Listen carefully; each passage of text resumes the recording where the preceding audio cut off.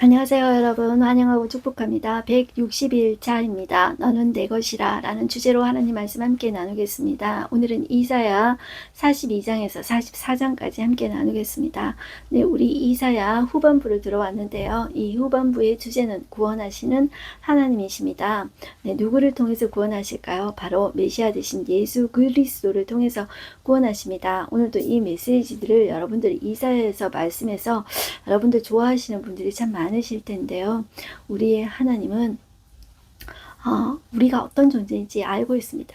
우리가 사랑받지 못할 그런 존재입니다. 그럼에도 불구하고 우리를 씻으시고 깨끗게 하시고 우리를 사랑해 주시는 하나님이시며 우리에게 나의 종 야곱아 이렇게 그의 자녀를 부르시는 분입니다. 여러분들 야곱이 속이는 자이지 않습니까? 속이는 자인데도 불구하고 그를 하나님의 사람으로 훈련시키고 단련시키면서 그를 사랑해 나가시는 그 하나님, 하나님의 자녀답게 만들어 가시는 그런 하나님을 볼 수가 있습니다. 때로는 그의 죄 때문에 안타까워하시면서 그런 그 하나님의 마음을 볼 수가 있는데요. 오늘도 우리는 이 말씀 속에서 하나님의 사랑을 느껴보는 시간이 되었으면 좋겠습니다. 이사야 42장을 펴시고요. 42장의 소제목은 주의 종이라고 나옵니다. 자, 하나님은 그의 구원을 누구를 통해서 하시는가 했을 때 주의 종 바로 메시아 되신 예수 그리스도를 통해서 하신다는 것입니다. 그래서 여러분들 이 구원의 주체 그러면은 우리는 예수 그리스도라고 생각하시면 되겠습니다. 1절 보시면 내가 붙드는 나의 종이라고 이야기합니다. 내 마음에 기뻐하는 자, 그 내가 택한 사람을 보라고 이야기하고 계시죠. 예수님께서 세례 요한에게 세례 받으시고 올라오셨을 때 예수님께서 하나님께서 내 사랑하는 자여, 내 기뻐하는 자라 이렇게 말씀하셨던 거 기억나시죠? 네, 예수님이 그런 존재라는 것입니다. 그리고 하나님께서 내가 나의 영을 성령을 그에게 주었은즉 그가 이방의 정의를 베풀리라. 네, 그의 구원은 이스라엘 민족, 지금 유형으로 보이는 그 이스라엘 민족에게만 국한된 것이 아니라 이방 모든 민족에게 정의를 베풀고 하나님의 사랑을 베푸는데 하나님의 마음이 있으신 것입니다. 거기에 그의 백성 이 이스라엘을 제사장 나라로 도구로 쓰시는 것입니다. 네, 2절 보시면 그 메시아는 그는 외치지 아니하며 목소리를 높이지 아니하며 그 소리를 들리게 하지 아니하며 자 그는 요란하지 않는다는 거예요. 억지로 자기가 내가 메시아다 이렇게 억지로 이렇게 외치지 않는다는 것입니다. 자 3절 보시면 상한 갈대를 꺾지 아니하며 꺼져가는 등불을 끄지 아니하고 진실로 정의를 시행할 것이며 여러분들 상한 갈대를 꺾고요 꺼져가는 등불을 끄는 것이 인간입니다. 그렇지 않습니까? 여러분들 갈대가 상했어요. 지나가다가 꽃 하나가 시들었다 생각해 보세요. 그러면 여러분들 주저하지 않고 확 꺾어버리지 않습니까? 상했어요. 그러면 확 꺾어버리지 않습니까? 여러분들 사람도 쭉 가는데 보니까 다 멋진데 한 사람 이렇게 눈에 띄게 약해 보여. 그러면 그 사람 너 나가 이렇게 하지 않습니까? 이것이 사람입니다. 그렇지만 하나님은 상한 갈대를 꺾지 아니하시는 분입니다. 그리고 꺼져가는 등불, 꺼져가는 심지를 우리는 끄죠. 그죠? 그런데 하나님은 그렇지 않다는 것이죠. 그렇기 때문에 우리는 하나님의 자녀이죠. 그렇기 때문에 우리 주위에 상한 갈대와 같은 사람들, 꺼져가는 등불과 같은 그 사람들에 대해서 우리가 외면하지 않고 하나님의 성품을 반사해야 되는 우리가 되어야 합니다. 그 정의를 시행할 것이라고 이야기하죠. 그 하나님은 그 예수 그리스도는 사자와 쇠하지 아니하며 낙담하지 아니하고 세상의 정의를 세우기에 이르리니 섬들이 그 교훈을 앙망하리라 이야기합니다. 여러분들 사람들이 왜 쇠하고 낙담합니까? 이게 죽음으로 가는 과정입니다. 늙고 병들고 이것이 죽음으로 가는 과정이기 때문에 쇠하고 피곤하고 우리는 이제 지칩니다. 그렇지만 예수님께서는 죽으셨잖아요. 자, 이 종교 지도자들, 유대 종교 지도자들에 의해서 그들이 로마 사람들의 빌라도의 손을 빌어서 예수님을 죽였잖아요. 그럼에도 불구하고 그 죽음을 이기시고 예수님은 부활하신 분이시잖아요. 그는 생명을 주실 수 있는 분이시기 때문에 그분은 낙담하지 않으십니다. 그렇기 때문에 우리에게 새로운 생명을 주실 수가 있는 것입니다. 그리고 그분이 자기가 당해봤기 때문에 얼마나 많이 당했습니까? 조롱과 침뱉음과 모욕과 비난과 모든 것을 다 당해보셨습니다. 당해보셨기 때문에 그는 친히 그 몸으로 인간의 아픔을 다 겪어내셨습니다. 그 세상의 정의를 세우시기에 이르는데요. 여기 섬들이라는 것은 땅끝, 우리 땅끝이라는 표현들을 쓰시죠. 이게 육지를 지나 바다 한가운데 섬들이 있죠. 그러니까 이 섬이라고 보시면 야, 육지를 지나 저기 땅끝이다 이렇게 생각하시면 됩니다. 그 땅끝조차도 그리고 또 다른 말로 하자면 앞에 나왔던 이방 모든 민족에게도 그 교훈을, 여기 나오는 이 교훈은 토라입니다. 하나님의 말씀입니다. 그 모든 민족들이 그 하나님의 말씀을, 토라를 앙망하리라. 이렇게 앙망이라는 것은 간절히 바라고 이제 원한다는 것이죠. 할 것이다. 이렇게 이야기하고 계십니다. 그 다음에 5절부터 나오는 것이 그 하나님은 하늘을 창조하시고 자, 창조에 펴시고 땅과 그 소선을 내신 분이시다. 그렇게 이야기합니다. 그리고 땅의 백성들에게 호흡을 주신 분이시다. 이렇게 이야기하고 계십니다. 네, 그리고 6절 보시면 나 여호와가 의로 너를 불렀은즉 내가 내 손을 잡아 너를 보호하며 너를 세워 백성의 언약과 이방의 빛이 되게 하리니, 하나님이 그 하나님의 백성에게는 언약, 약속이 되고요. 이방에는 빛이 되어 주시겠다고 약속하십니다. 여러분들, 우리가 기도할 때 이런 약속의 말씀을 붙잡고 우리가 기도하셔야 합니다. 그냥 내가 내 욕심대로 하나님을 구하는 것이 아니라 하나님의 뜻을 붙잡고 하나님의 성품, 아까 제가 말씀드렸죠. 하나님의 성품은 어떤 성품이라고요?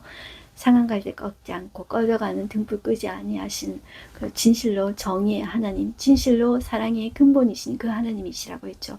그 성품을 가지고 기도하는 것입니다. 그래서 하나님은 그 약속에게, 그 자녀에게 언약을 지키시는 분이라고 했죠. 그러니까 이 말씀을 붙잡고, 저는 히스기야 기도할 때 했죠. 편지 딱 펴놓고 하나님 앞에 고대고 기도하잖아요. 하나님 이거 보셨죠? 마치 이 하나님의 말씀은 그런 약속입니다. 언약입니다. 편지글로 보십시오. 그렇게 해놓고 하나님 이런 분이시잖아요. 그 말씀을 붙잡고 주장하면서 기도하는 것입니다. 7절 보시면 내가 눈먼 자들의 눈을 밝히며 갇힌 자들을 감옥에서 이끌어내며 흑암에 앉은 자를 감방에서 나오게 하리라. 이렇게 이야기하죠. 이것이 여러분들 구원자 메시아가 하는 사역입니다. 그래서 예수님이 억지로 이 사역을 하려고 하신 것이 아니라 예수님이 하신 사역을 보면 미리 예수님 오시기 700년 전에 이렇게 예언된 이 말씀에 다 나왔어요. 그런데 그것을 똑같이 예수님께서 눈먼 자, 눈을 밝히는, 성경에 유난히 이런 말들이 많이 나와요. 그것은 예수님이 갑자기 이상하게 이런 행동을 한 것이 아니라 메시아가 오면 이런 일을 할 것이다. 그걸 그대로 예수님께서 하고 계신 거예요. 그것을 말씀이 이야기하고 계시다는 것입니다. 자, 8절 나는 여호와이니 이는 내 이름이라. 나는 내 영광을 다른 자에게. 자, 다른 자는 특별히 또 뒤에 누구를 이야기하냐면 사람들이 우상을 섬겨요. 자, 그 우상에게, 내 찬송 우상에게 주지 아니하리라. 이렇게 이야기를 하십니다. 보라, 전에 예언한 일이 이미 이루어졌느니라. 내가 새 일을 알리노라. 자, 이 새 일이라는 것이 무엇일까요? 자, 이것은 바로 그 예수 그리스도를 믿는 자는 구원을 얻는다는 그런 사실입니다. 자, 그 일을 알리겠다. 그렇게 이야기하십니다. 예수님이 구원이십니다. 네. 그래서 여러분들, 새 노래로 찬송하는 것이죠. 10절에 보시면 항해하는 자들과 바다 가운데 만물과 섬들과 거기 사는 사람들아. 제가 이제 조금 전에 섬이 어떤 땅끝 모든 나라라고 표현할 수 있다고 그랬죠. 자, 이 모든 나라 사람들아 새 노래로 노래하며 또 땅끝에서부터 찬송하라. 같은 의미라고 보시면 되겠습니다. 그래서 모든 사람들아 그 하나님을 찬송하라 이렇게 이야기하고 있습니다. 광야와 거기 있는 성읍들과 게달 사람이 사는 마을들은 소리 높이라. 이 게달은 여러분들 아가사 할 때 게달의 장막 같을지라도 나왔죠. 자, 이 게달은 이제 검은 사람들이라는 뜻이잖아요. 검다는 뜻이잖아요. 이 게달은 여러분들 이스마엘의 둘째 아들입니다. 이스마엘이 누군지 아시죠? 아브라함과 하갈 사이에 낳은 이 아들이 이스마엘이잖아요. 이 이스마엘에게서 12아들을 낳습니다. 그런데 둘째 아들이 게달인데요. 주로 이 아라비아 이제 북쪽 지금으로 말하자면 사우디아라비아나 이쪽에 살았던 사람들입니다. 그 다음에 셀라의 주민들은 노래하라 이러죠. 이 셀라는 그 유다의 셋째 아들 그 이름이 이 셀라인데요. 자, 이 셀라 사람들은 에돔 지역 이 페트라 지역에 살았다고 해요. 그래서 이제 어디에 살던 사람이 같은지 간에 아라비아에 살든지 조금 멀리 떨어진 이 에돔 지역에 살든지 모든 사람들아 소리를 높여라. 그 하나님을 즐거이 부르라. 이렇게 이야기하고 있습니다. 그 하나님께 영광을 돌려라. 그 하나님은 이스라엘만 구원하시는 분이 아니라 모든 민족을 구원하기를 원하시는 그 하나님이시다. 그러니 그 구원의 하나님을 찬송하라. 이렇게 이야기하고 계시는 것입니다. 자, 그러면서 하나님께서 구원의 약속을 이야기해 주시는데요. 14절 볼게요. 내가 오랫동안 조용하며 잠잠하고 참았으나 내가 해산하는 여인같이 부르짖으리니 숨이 차서 심히 헐떡일 것이라. 내가 산들과 언덕들을 황폐하게 하며 그 모든 초목들을 마르게 하며 강들이 섬이 되게 하며 못들을 마르게 할 것이며 내가 맹인들을 그들이 알지 못하는 길로 이끌며 그들이 알지 못하는 지름길로 인도하며 암흑이 그 앞에서 광명이 되게 하며 굽은 데를 곧게 할 것이라. 내가 이 일을 행하며 그들을 버리지 아니하리니. 자, 이 산과 언덕들, 여기 이런 것들 나오죠. 자, 여기 이 산과 언덕들을 15절에 보면 황폐하게 하신대요. 그리고 모든 초목들을 마르게 하신다고, 이런 못들을 마르게 하신다고, 이런 표현들이 나오는데, 자, 여기에서 나오는 것들은 어떤 자연 만물을 또 상징하지만 하나님의 구원 계획에 반대되는 그런 세력들을 상징한다고 해요. 자, 그런 존재들에 대해서 하나님께서 황폐하게 하신다는 거예요. 그래서 하나님께서 세상의 역사 속에 개입하셔서 그 하나님의 구원 역사를 방해하는 그런 산들과 언덕들, 그런 세력에 대해서 하나님께서 심판하시겠다. 이제 그런 뜻입니다. 여기에서 16절에 이 맹인들은 이 영적으로 이제 보지 못하는 그런 맹인들을 뜻한다고 해요. 자, 그런데 그 맹인들을 알지 못하는 길로 이끌며 지름길로 인도하여 그 암흑이 그 앞에서 광명이 되게 하며 굽은 데를 곧게 할 것이라. 이렇게 이야기하죠. 영적으로 무지한 그들. 보는데도 육적인 눈은 보여요. 그런데 실제로 그 하나님의 그 메시지, 그런 영적인 메시지에 대해서 보지 못하는 거예요. 그런데 그 암흑이 광명으로 이렇게 굽은 데를 곧게 해줄 것이라고 하나님께서 이야기하고 있습니다.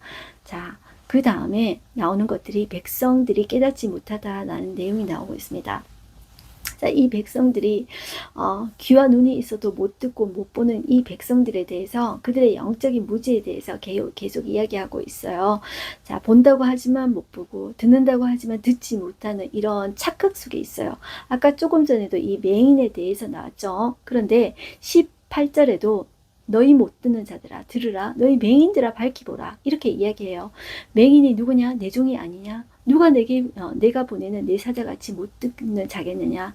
누가 내게 충성된 자같이 맹인이겠느냐? 누가 여호와 종같이 맹인이겠느냐?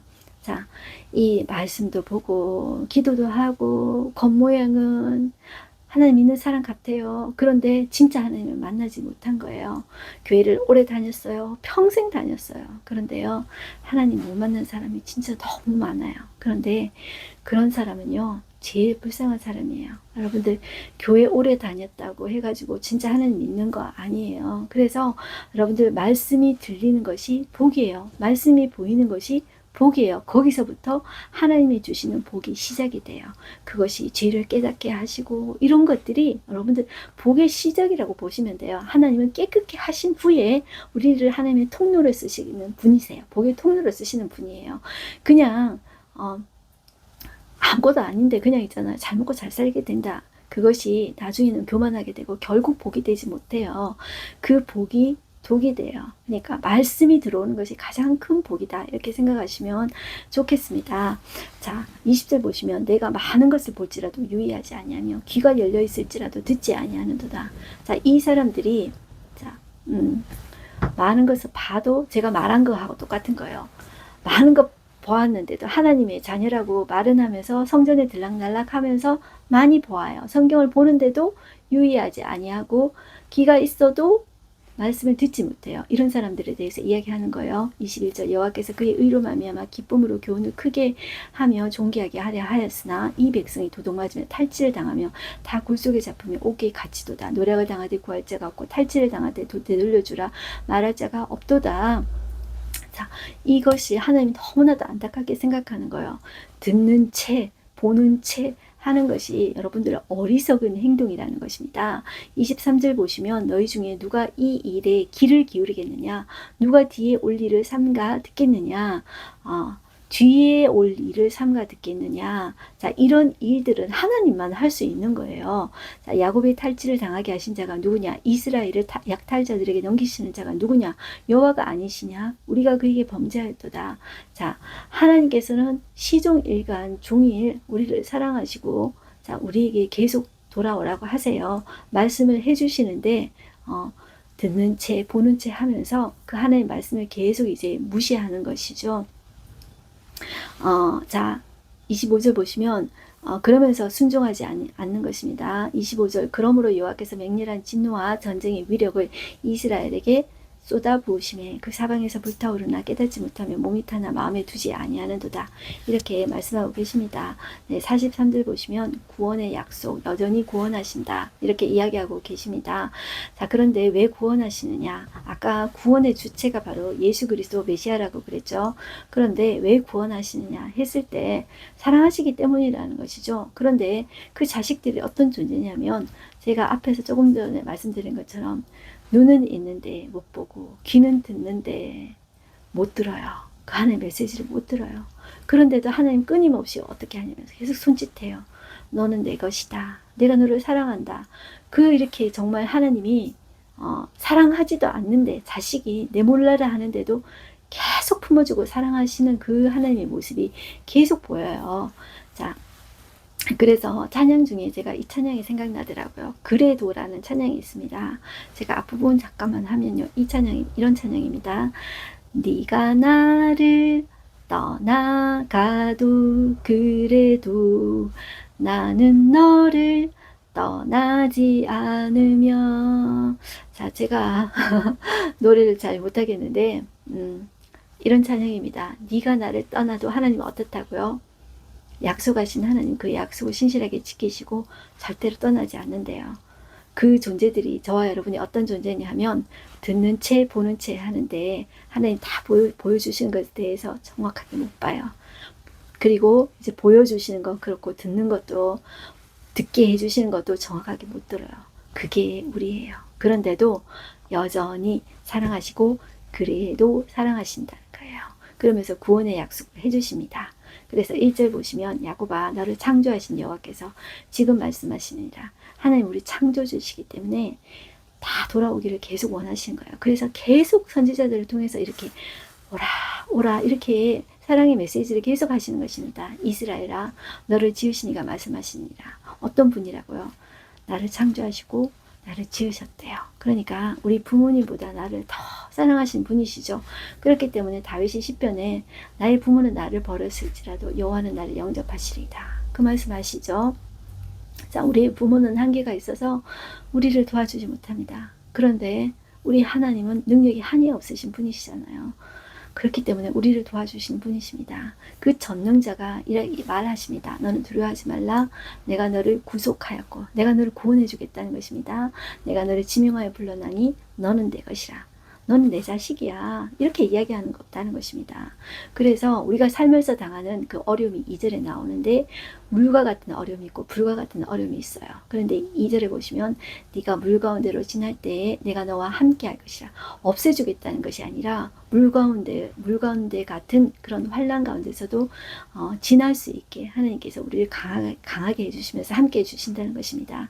강을 건널 때에 물이 너를 침몰하지 못할 것이며 네가 불 가운데 반대되는 상황 가운데 그런 지날 때에도 하나님이 그 불을 없애주시는 것이 아니고요.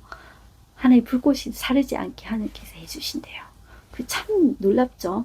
우리 같으면 우리 자녀가 만약에 물과 불을 건넌다 그러면 아예 차단하지 않아요. 근데 하나님은 안 그래요.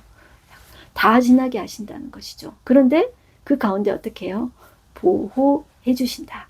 그러면서 우리를 강하게 하시는 거예요. 그래서 물과 불을 지나는 또 다른 우리 다른 믿음의 사람들, 그런 좌절하는 사람들을 도와줄 수 있게 우리를 통로로 쓰십니다. 3절 대저 나는 내 여호와 내 하나님이요 이스라엘의 거룩한 이요 내 구원자이심이라.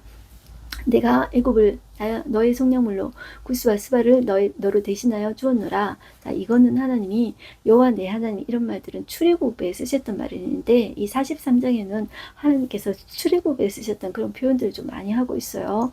그리고 내가 애굽을 너의 속량물로 구스와 스바는 이 애굽이 그 아프리카 그 반도에 있지 않습니까? 나일강 있으면 애굽 그 위에 있죠.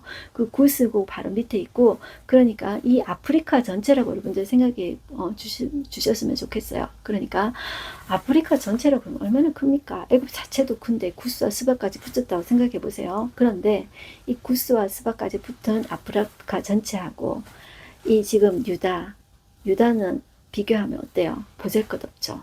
그러면 우리 같으면 누구를 살릴까요? 우리는 큰 걸 살리죠. 힘센 걸 살리죠. 멋진 걸 살리죠. 근데 하나님은 그 보잘것없는 유다를 살려요. 그게 하나님이셔요. 그러니까 하나님 우리와 다른 존재예요. 그래서 그 구스와 스바를 대신하여 속량물로 주고 너를 샀다는 거예요. 그것이 하나님의 사랑입니다. 그러면 이 사람들 애굽 구스 스바 안 사랑하냐? 그거는 아닙니다.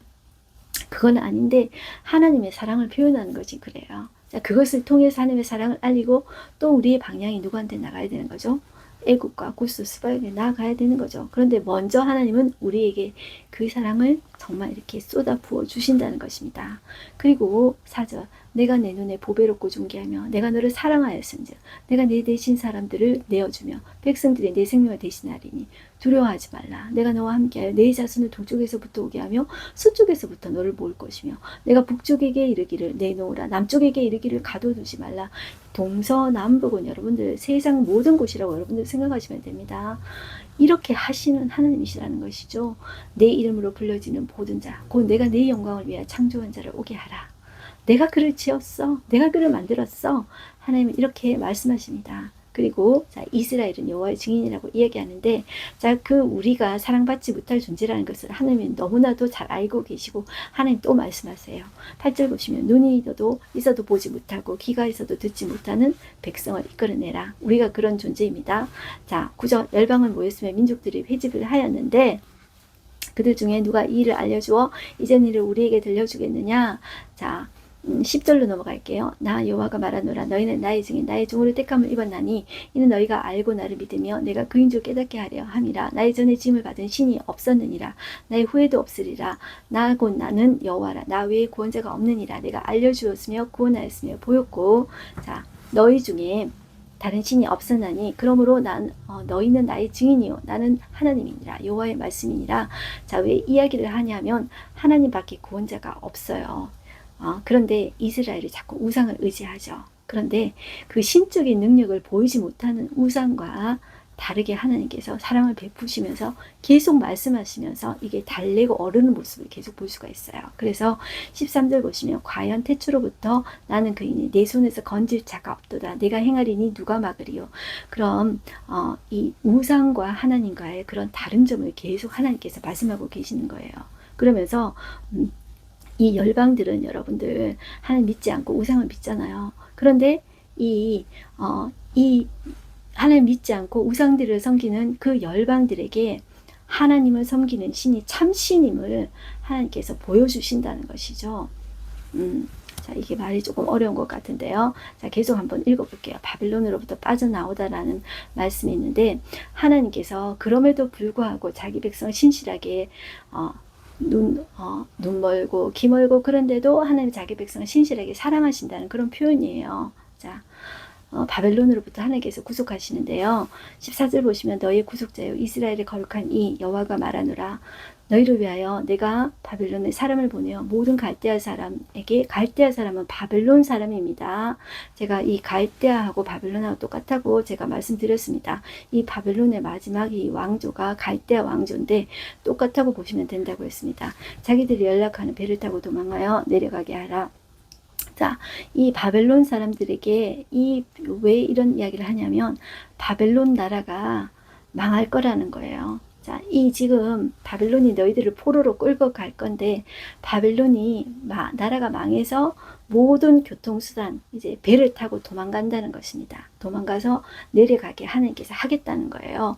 나는 여호와 너희의 거룩한 이요 이스라엘의 창조자요 너희의 왕이라 이렇게 이야기하십니다. 그러면서 하나님께서 출애굽을 생각나게 하는 그런 메시지를 계속하고 계세요.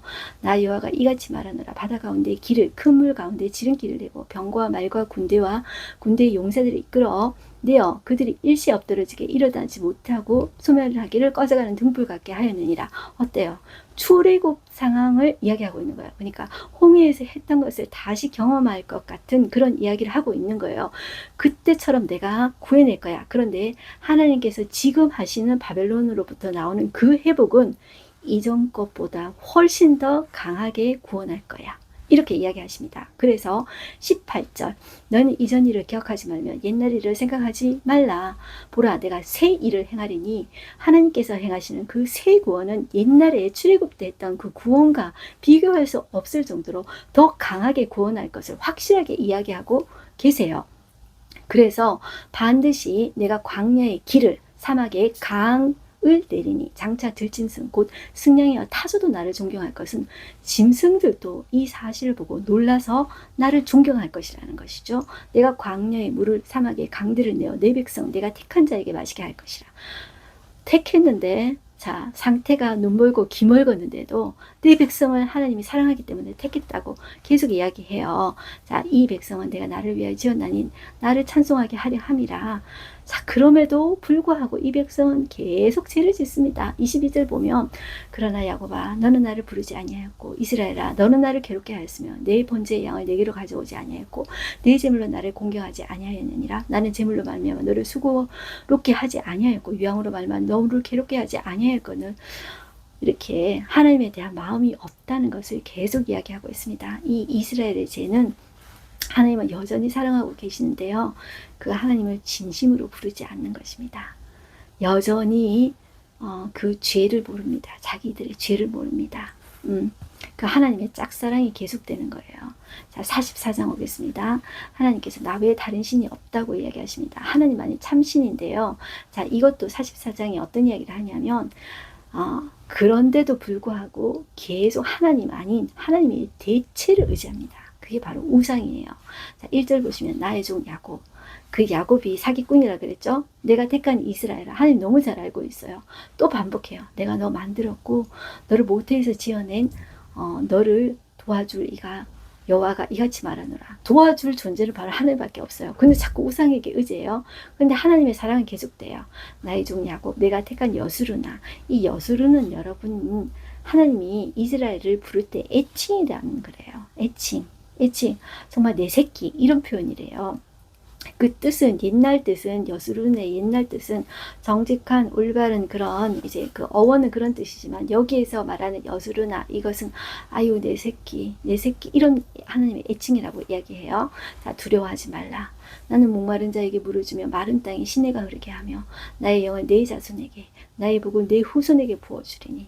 자, 그 사람에게만 국한된 것이 아니라 아까 뭐 광야에 강을 내고 사막에 길들을 내고 그런 표현이죠. 이런 표현들이 마른 땅에 시내가 흐르게 하고 이런 하나님의 구원의 메시지 이런 것들이요. 그 당시에 그 사람들뿐만 아니라 자손들에게 부어주고 흘러내리게 한다는 거예요. 하나님의 회복은 그런 회복이에요. 우리가 잘 되면은 우리가 잘 될 뿐만 아니라 우리 자식들 잘 되기를 원하죠. 우리 손주들 잘 되기를 원하죠. 그거하고 똑같습니다. 그래서 하나님께서 그런 복을 부어주신다는 거예요. 4절 그들이 풀 가운데 솟아나기를 시냇가의 버들같이 할 것이야. 시냇가의 버들처럼 하나님께서 이제 왕성하게 풍성하게 번성하게 하신다는 것입니다. 자, 그러면서 하나님만이 참신이라는 것이에요. 그래서 6절의 끝에도 보면 하나님이 내가 처음이요 내가 마지막이라 나 외에 다른 신이 없다. 그런데 왜 자꾸 이런 표현을 하나님께서 반복해서 하냐면 그런데도 그걸 모르고 계속 우상을 섬겨요. 하나님 대체 존재를 찾아요. 자, 그러면서 하나님께서 그 우상에 대해서 표현할 때 이런 표현을 해요. 자, 7절 보실게요. 내가 영원한 백성을 세운 이후로 나처럼 외치며 알리며 나에게 설명할 자가 누구냐 있거든. 자, 왜 이러냐 하면 우상 잡고 섬기고 대체를 찾으니까 그래요. 자, 한번 너희들 대봐. 앞으로 될 일과 장차 올 일을 그들에게 알릴지어다. 자, 우상과 대조할 때 하나님께서 쓰시던 표현이에요. 그 어떤 신도 여러분들 앞으로 올 일을 알지 못해요. 자, 그래서 오늘 맨 끝에 오는 고레스도 앞으로 올 그 고레스에 대해서 하나님은 지금 이 고레스가 바사왕 고레스거든요. 페르시아 고레스거든요. 지금 나라도 안 세워졌어요. 그런데 이 고레스를 언급한 사람 신이 아무도 없어요. 우상이니까. 근데 하나님은 지금 다 알고 계시잖아요. 앞으로 장차 올 일을 우상 종교가 알 수 있겠습니까? 알릴 수 있겠습니까? 하나님 그 대조를 하는 거예요. 자, 한번 말해봐.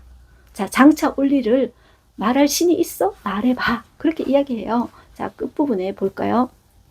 8절 끝에 다른 신이 있음을, 자, 그런 신이 없다는 거예요. 다른 신이 있으면 내가 알지 못한다. 이렇게 이야기합니다. 그러면서 우상은 무익한 것이다. 다 허망하다. 이렇게 이야기하십니다. 어렵지 않은데요. 자, 조금 넘어가서요. 자, 11절 중간에 보시면, 자, 이 우상을 만드는 사람들이 수치를 당할 것이라고 이야기해요. 자, 우상을 만드는 사람들이 대장장이라 그러죠. 그 우상 만드는 대장장이는 뭐래요? 사람일 뿐이라고 이야기해요. 자, 그들이 수치를 당할 것이라고 이야기해요. 자, 대장장이, 그리고 철공들이 철로 연장을 만들어 가지고 숯불로 이렇게 해서 망치 두들기면서 우상 만들죠. 그런데 그 힘센 팔로 이렇게 하면은 일하다가 배고프고 기운 없고 물도 마시지 않으면 필요하다는 거예요. 자, 그렇게 연약한 한계를 가진 존재일 뿐이라는 거예요. 사람일 뿐이라는 거예요. 그리고 철로만 우상 만드는 거 아니고 또 나무로도 만들죠. 나무로 만드는 사람을 목공이라고 합니다. 이 목공은 줄을 느려 재고 붓으로 긋고 대피로 밀고 곡선 자르고 사람의 아름다움을 따라 사람의 모양을 만들어 집에 두게 하며 누가 만듭니까? 사람이 만든다는 것이죠. 그런데 자 15절 보시면 이 나무는 사람이 땔감을 삼는 것이라는 것이죠. 그것을 가지고 자기 몸을 덮기도 하고 불을 피워 떡을 굽기도 하고 신상을 만들어 경배하기도 하고 우상을 만들기도 하고 그 앞에 엎드려지기도 하는구나. 이게 그 우상에 대한 어떤 조롱 섞인 말입니다. 그런데 그 우상을 그렇게 좋아하는 거예요. 그렇게 좋아하는 거예요. 하나님 대체해서 그렇게 빌고 섬기는 거예요. 그리고 장차 올 일에 대해서 예언도 못해요. 그런데도 그 하나님을 떠나서 그 우상을 그렇게 좋아하는 거예요. 18절 그들이 알지도 못하고 깨닫지도 못하면 그들의 눈이 가려서 보지 못하며 그들의 마음이 어두워져서 깨닫지 못함이니라. 눈과 귀, 이 표현들이 계속 이렇게 반복돼요.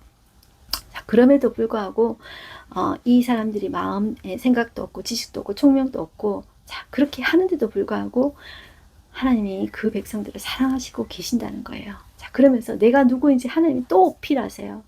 제발 좀 돌아오라고, 제발 좀 다시 사랑하라고. 창조자의 구속자신 여호와에 대해서 하나님이 자기 자신이 누구인지 또 정말 이렇게 구차하게 또 설명하십니다. 21절 야곱아 이스라엘아 이 일을 기억해라. 너는 내 종인이라. 하나님이 부탁하시는 것 같아요. 내가 너를 지었으니 너는 내 종인이라. 또 부탁하시죠. 이스라엘아 너는 나에게 잊혀지지 아니하리라. 그렇게 함에도 불구하고 잊혀지지 않는데요. 내가 내 허물을 빽빽한 구름같이 내 죄를 안개같이 없이 하였으니 너는 내게로 돌아오라. 이게 하나님의 사랑입니다. 끊임없이 네가 그래도 나는 너를 잊을 수가 없어. 그래도 너를 사랑해. 그렇게 계속 이야기하시는 것입니다. 24절 내 구속자여 모태에서 너를 지어 나 여호와가 이같이 말하노라. 나는 만물을 지은 여호와라. 홀로 하늘을 폈으며 나와 함께 앉아 없이 땅을 펼쳤고 헛된 말을 하는 자들의 징표를 패하며 점치는 자들을 미치게 하며 지혜로운 자들을 물리쳐 그들의 지식을 어리석게 하며 그의 종의 말을 세워주며 그의 사자들의 계획을 성취하게 하며 자 예루살렘에 대하여는 이르기를 거기에 사람이 살리라 하며 자 지금 이제 200년 뒤에 포로로 끌려간다 그래서 바벨론 갔다가 포로로 끌려갔다가 너희들 다시 돌아오게 내가 할 거야. 그것까지 지금 예언해 주는 것입니다. 예루살렘에 대하여 이르기를 거기에 사람이 살리라 하며 유다 성읍들에 대하여는 중건될 것이라. 자 다시 돌아와서 그 유다 성읍을 그 황폐한 곳을 복구하고 중건될 것을 미리 예언하고 계세요. 자 그리고 28절 보시면 고레스에 대하여는 이르기를 내 목자라. 고레스 제가 조금 전에 말씀드린 대로 이 바벨론 포로에서 돌아오게 할 때 하나님은 이 고레스 왕을 쓰시는데 제가 나중에 그 에스라 느헤미야 그 역대상하 할 때 나옵니다. 이 고레스는 여러분들 고레스 칙령이라는 것을 방표해요. 이게 영국에 가면 대형 박물관에 고레스 칙령이라는 것이 나옵니다. 이게 짜낸 것이 아니고요. 딱 나옵니다. 키루스 실린더라고 합니다. 자, 여기 칙령이라는 것은 여러분들 왕이 내리는 그 명령을 칙령이라 합니다. 고레스 칙령인데요. 거기에 뭐가 나오냐면 유다 백성들은 너희 예루살렘으로 돌아가서 성전을 지어라. 그리고 거기에 들어가는 비용을 내가 다 대겠다. 그것이 나옵니다. 고레스 칙령에. 자, 그러면서 28절 이것을 예언할 수 있는 주는 하나님밖에 없습니다. 28절 고레스에 대하여는 이르기를 내 목자라 그가 나의 모든 기쁨을 성취하리라 하며 예루살렘에 대하여는 이르기를 중건되리라 하며 성전에 대하여는 내 기초가 놓여지리라 하는 자니라. 자, 성전에 대해서 예루살렘에 대해서 중건되게 하고 그 기초를 놓게 하고 그 비용을 다 대주는 사람이 바로 누구다? 고레스다. 이 사람은 하나님의 나라 백성이 아닙니다. 세상 역사의 왕입니다. 제국의 왕입니다. 그런데도 하나님은 제국의 왕도 세우기도 하시고 패하기도 하시고 세상의 역사를 이끌어 가시는 분이 누구시다? 하나님이시다. 그것을 우리가 볼 수가 있습니다. 이 세상 역사는 하나님의 나라 역사, 이 성경과 다르게 가는 것이 아닙니다. 세상의 역사도 누가 다스리신다? 하나님께서 다스리신다. 그것을 우리가 알 수 있겠습니다. 오늘 하루 한 절 말씀 보겠습니다. 야곱아 너를 창조하신 여호와께서 지금 말씀하시느니라. 이스라엘아 너를 지으시니가 말씀하시느니라. 너는 두려워하지 말라. 내가 너를 구속하였고 내가 너를 지명하여 불렀나니 너는 내 것이라. 이렇게 말씀하고 계십니다. 네, 오늘의 인사이트 보겠습니다. 가끔씩 우리는 삶에서 방향을 잃곤 합니다. 자신이 누구인지, 우리의 존재가 무엇인지, 우리의 존재 이유가 무엇인지 깊이 고민하지만 때로는 답을 찾지 못하기도 합니다. 바로 이런 순간에 우리를 지으신 창조자 하나님께서 사랑으로 다가오셔서 말씀하십니다. 뭐라고요? 너는 내 것이라. 이렇게 분명히 말씀하십니다. 지금 이 순간에도 자신을 하나님의 소중한 존재로 하나님은 여기십니다. 때로는 여러분들 우리가 이 자존감이라는 게 있죠. 자신감을 떠나서 자기 존중감 있죠. 이게 바닥을 칠 때가 있습니다. 어떤 일에 실패하고 낙심하고 이제 깊은 병이 들었을 때 그럴 때가 있습니다. 그런데 내가 나를 사랑할 조건을 알지 못해도 하나님이 나를 사랑하십니다. 그 사실을 믿으셔야 됩니다. 그렇기 때문에 우리가 살아갈 힘이 있는 것입니다. 그렇기 때문에 우리가 귀한 것입니다. 누가 나를 알아줘서 귀한 것이 아니라 나는 내가 형편없다고 생각하지만 하나님이 나를 사랑하시기 때문에 하나님이 나를 내 것이라 하기 때문에 하나님이 나를 너는 내 형상이라 하기 때문에 내가 존귀한 것입니다. 네, 그렇게 그 믿음을 가지고 우리 스스로 내가 비록 이렇게 세상 속에 소시민으로 살아도 나는 하나님의 노래예요. 나는 하나님의 자존심이에요. 그걸 꼭 기억하셨으면 좋겠습니다. 우리 보고 하나님 찬양하라 찬양하라 그렇게 하시지만 여러분들 하나님이 우리를 노래하는 거예요. 여러분들 뭐 손주 자식 할머니 할아버지가 손주 자랑하고 이렇게 자식 자랑하고 이러죠. 하나님이 우리를 자랑하십니다. 하나님이 우리를 노래하십니다.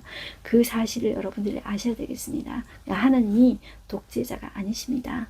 하나님 우리를 사랑하시는 끝없는 사랑으로 우리를 부르시는 분이십니다. 네, 기도하겠습니다. 하나님 감사합니다. 오늘도 그런 하나님의 사랑의 메시지를 들었습니다.